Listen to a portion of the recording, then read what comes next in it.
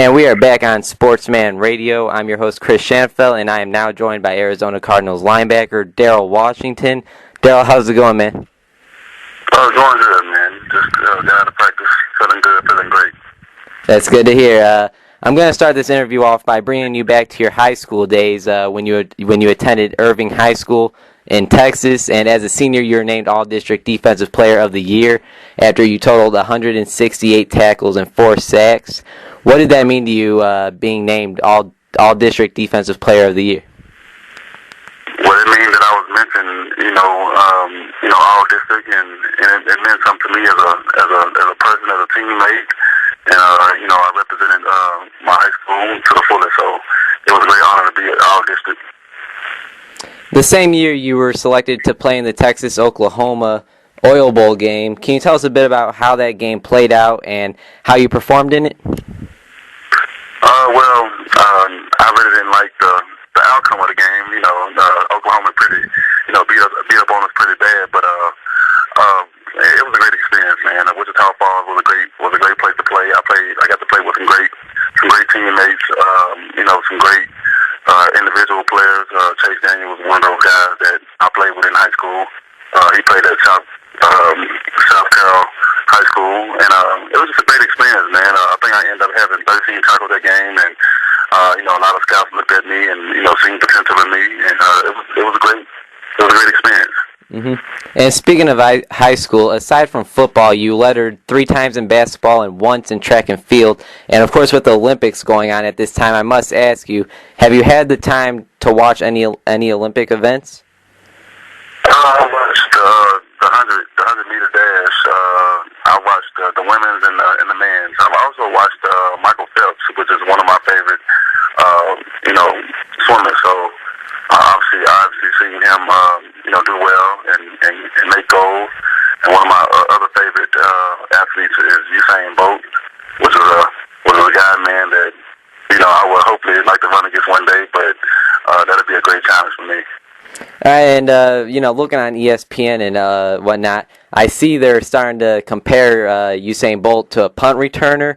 What do you think it'd look like seeing him on the field? Would he be maybe faster than your teammate Patrick Peterson?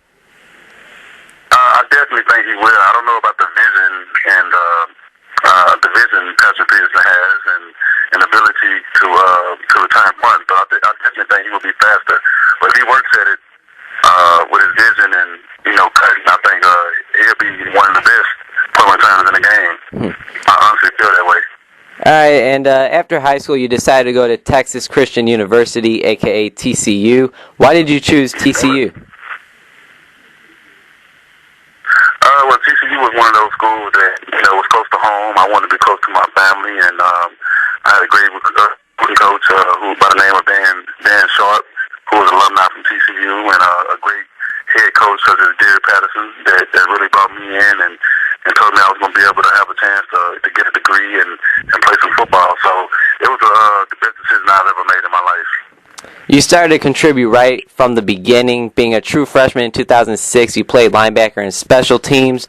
And in your sophomore season, you blocked a nation-best 3 punts and tagged in 32 tackles. What do you think it was about your sophomore season that made you see more time on the field than your freshman season? I think it was just more experience.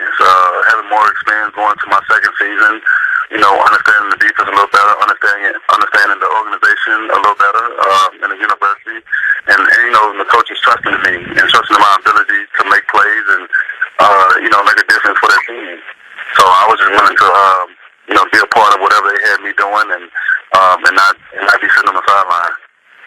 All right, and in your junior year in 2008, you're still a backup, but after each year you keep seeing more and more time on the field. Coming into your junior year, did you expect to start for TCU's defense? Yeah, obviously, I always have high expectations for myself. I was looking to start and, looking to really contribute to the team. And like you said, every year, you always want to progress. I went from having 16 tackles as a freshman to 32 as a sophomore, and then 68 as a junior, and then 109 as a senior. So every year you want to progress. So I definitely look forward to coming into my junior year as a starter. Right, and despite not starting your junior year, you were still the team's fourth leading tackler with 63, and you started in the 2008 bowl game where you posted 6 tackles and 3 pass breakups. You guys defeated Boise State by 1 point with a final score of 17-16. Now, correct me if I'm wrong, but wasn't that only your second game you started in your TCU career? Yes, it was actually, and I think it had to do with Robert Henson not being eligible that game. My position coach, Coach Tadamy, came to me and told me that I was going to be starting the game, and I didn't feel any nervousness or anything. I just went to that game expecting to, be that guy. And, like my coach always say, one man go down, the next man step up. So I was looking forward to taking on that challenge and, being started in a big game like that. I think I played well. With this being such a big game, did you feel that there is a lot of weight on your shoulders? Not necessarily. I mean, I just thought that, playing every 3 plays anyway, starting behind Robert Henson, that, I felt like we both were starters. We both were good players. We complimented one another. So going into the game, I had no nervousness. If all the expectation was on me, I was looking forward to being in that situation. So it was fun for me. All right, Daryl, and coming into your senior year, you established yourself as a leader on the team. You are now a starting linebacker on the defense, and you finished with a career high of 68 tackles and 3 interceptions. Were those the kind of numbers you expected yourself to put up coming into your senior season? Like I said, I always expect a lot from myself, and I'm really hard on myself. So, I mean, obviously, I expected to to put up great numbers and just contribute to the team in any way I can, and whether it was blocking kicks or making special team tackles or just contributing on defense. And I thought I did an excellent job of doing that. And then bouncing back and having 109 tackles, 4 interceptions my senior year. So it was a great experience for me. When in your career did you decide that you had the skill and the potential to actually make it to the NFL? Well, I always thought about it back in high school, but I think it was one moment, I think my freshman year in college, and my coach sat down with me and told me, don't wait to be great, be great now. And I really had a chance to just really sit down and think about that and really kind of just sob on that and really try to, see what he meant by that. And ever since then, I just kind of thrived on that and, took that to heart. And, like I said, I still use it as motivation today. And after 4 years at TCU, you entered the 2010 NFL Draft, being picked by the Arizona Cardinals in the second round. Can you tell me how your draft day was? Man, it was a great experience for me, man. With my family, just putting in all that hard work, getting to that point of knowing that I was going to be drafted in the second round, prior to not even starting until my senior year in high school, prior to not starting to my senior year in college. So, like I said, it was just a great experience for me to be knowing that my name was going to be selected in the 2010 draft. So, I mean, it was a great experience. How did the phone conversation go between you and, I assume, Coach Wisenhunt telling you that you're going to be drafted? Wow, I was lost for words, man. It was one of those situations where we talked briefly, and I got a chance to talk with Rod Graves, and those guys told me that they wanted me. They actually traded up to get me, in the second round. So, it was just a thrill for me, man. It was an honor for me to talk to those guys and really get myself in a situation where I knew I was going to be that guy, and for them to have that expectation for me, it felt great. Yeah, that's awesome. And, of course, you had a solid rookie season, having about 79 tackles, and you saw the most time on the field more than any other rookie on the team, only going 5-11 that season, finishing last in the NFC West Division. How would you describe your rookie year in the NFL? My rookie year was definitely, an experience to remember. Obviously we didn't do as well as I wanted to, but I got a chance to learn a lot of things in the NFL, and learn from a great group of guys such as Adrian Wilson and Darnell Dockett, and those guys really showed me the ropes. And like I said, I mean, that's a season I'll never remember. I'll never forget. I'm looking forward to this 2012 season. Yeah, you and me both, man. And last season, there were some changes to the team as you guys brought in quarterback Kevin Cobb, who was later replaced by John Skelton. You guys did improve from the 5-11 record you guys had before. In 2011, you guys finished 8-8, winning an NFL record of 4 overtime games. You guys were second in the NFC West behind the 49ers, and it seemed like you guys started the season on the wrong side of the football, but once Week 9 hit, you guys really started to go on a roll and only lost 2 games after Week 9. Daryl, why do you think you guys started the season 1-6 before you guys started to come together, it seemed like, and win games?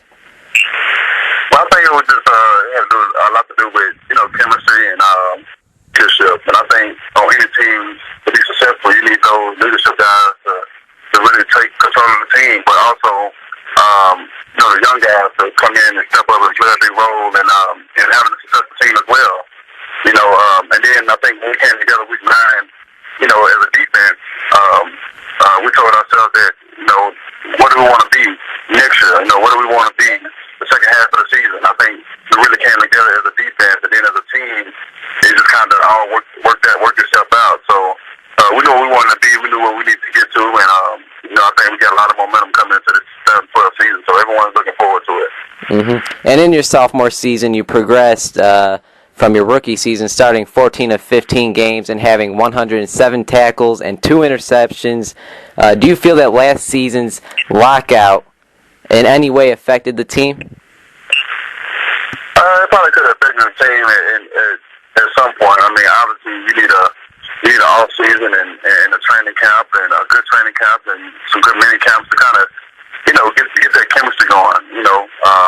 I think when you don't have that early on, it does make a little difference. But without that, I think that it could have definitely been some changes. We could have started 6-1 or 7-1 the start of the season, and who knows what we would have been. So, like I said, we just taking all that motivation and encouraging one another to get into the 2012 season and start it off right.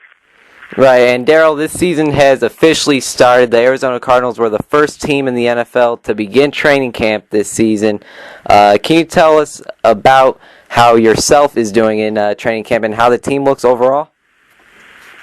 Well, I think individually for myself, I set my goals high, and I think I'm doing well. Still learning and still getting better every day, and making sure that I'm putting myself in the best situations to be successful. And as a team, defensively, I think we're all coming together, more and more every day, learning from one another. Really get things down 100%, make sure they're on the same page, encouraging one another. And the offense is just feeding off us as well as we feeding off them. So it's really come together real well, and it's definitely going to improve this season. If you can name 1 or 2 players who are really sticking out in training camp, who would they be? I think our outside backers, man. I think our young guys are really stepping up. Sam Hacho and O'Brien Schofield. These guys are really coming together, communicating well, and really having that confidence in themselves to make plays and understand that how big of a role they are on this team for us, and it's just really showing up. And you can see it every day. They're working hard, staying up to practice, and working extra hard in the weight room, and it's all really coming together. So I'm looking for those 2 guys to really step up and make a difference on the outside. Nice, I like to hear that. How do you feel the team did drafting wide receiver out of Notre Dame, Michael Floyd, in the first round in this year's NFL draft? I think it was a good addition to the team. I mean, obviously you want to stretch the field, and offense is definitely important for especially for this league. And to have a guy like that aside of Larry Fitzgerald, is a great, like I said, it's a great addition to our team, and hopefully he's a big impact to the team as well.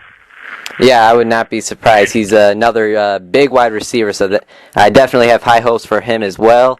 And Daryl, just this past Sunday, yourself and the Arizona Cardinals took on the New Orleans Saints in the Pro Football Hall of Fame game in Canton, Ohio. Although you guys lost the game 17-10, it really was a great game to watch. And I got to ask you, how was it to be back on the field for what it seemed to me to be a long off season. Wow, it felt great to be back on the field and kind of get our feet back under us and kind of get in the game mode.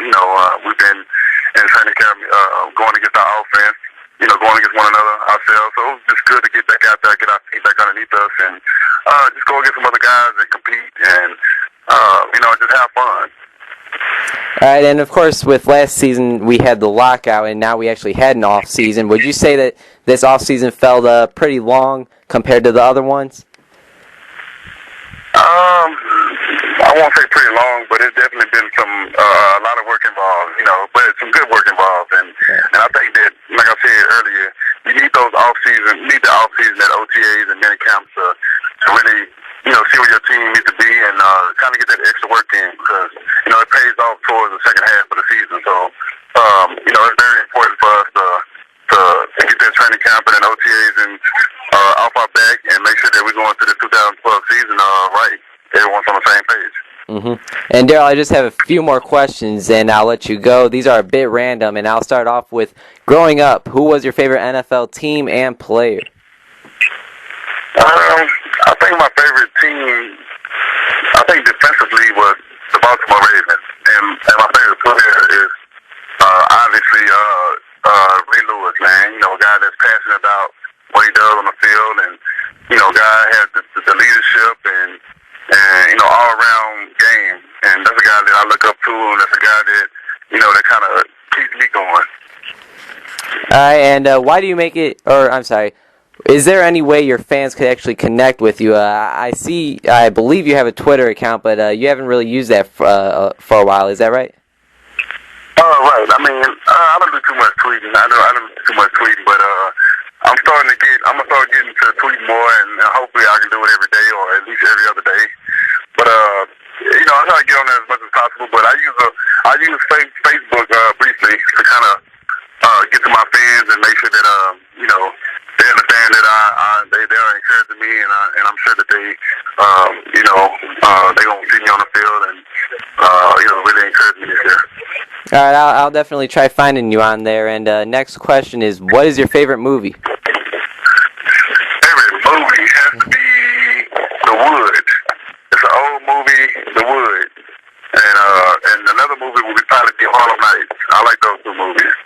All right, and what kind of music do you listen to before a game? I listen to a lot of R&B, man. I'm an R&B guy. I love R&B, and I might listen to some gospel. It just depends on the game, but I'm a big R&B fan, and a little hip hop during game times every now and then. All right, and Daryl, last but not least, what is something about Daryl Washington that many people do not know? For a long period of time, I guess they didn't know that that I can sing a little bit. I have a good voice and a pretty good voice, and I'm looking to pursue that career after football.